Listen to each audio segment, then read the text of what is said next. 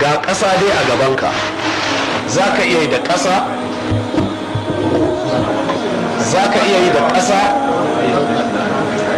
za ka iya yi da dutse, za ka iya yi da marmara, amma malamai suka ce dai ban da siminti da makamantan abubuwan da wuta ta taba.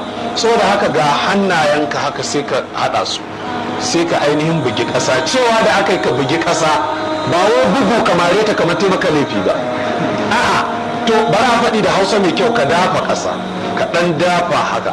In ka dafa ai kaga hannunka ya mutsutsuka da ƙasa, to sai ka hure haka ya zo a cikin sunna, sai ka hure. Saɓani yadda suka ce wai kakkaɓewa za a yi. Nassin hadisin Ammaru ɗan Yasir da ya zo cikin sahihul Bukhari da Muslim, hurewa annabi sallallahu alaihi wasallam ya ce sai ka shashafa fuskarka inda duk ka san kana wankewa a lola, sai ka shashafa shikenan.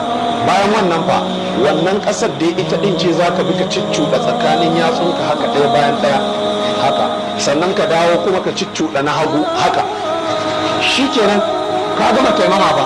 Da haka in ka fito daga gidanka da safe zuwa aini da asuba za ka to masallaci, ka yi taimama ma wani bai san kayi ba. Amma ba a shafan nan, hadisin da ya ce za a kai hannun bai inganta ba, hadisin da ya ce za a yi double clicking bai tabbata ba.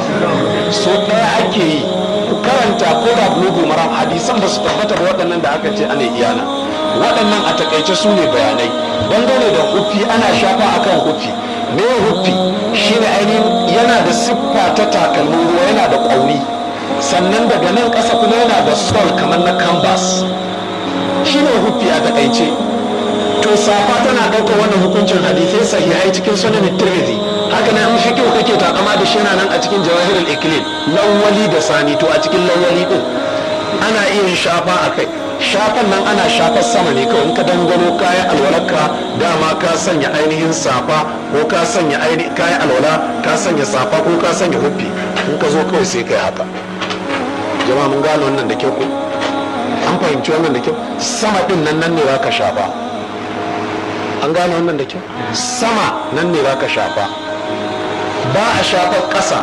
Sayyidina Ali ya ce lauka na dinu bin ra'ayi, da ra'ayi ake addini, da a gani na ake addini. Ya ce lakana asfalal khuffi aula bil mashi min a'lahu, da kasan huffi yafi dacewa a shafa ba sama ba.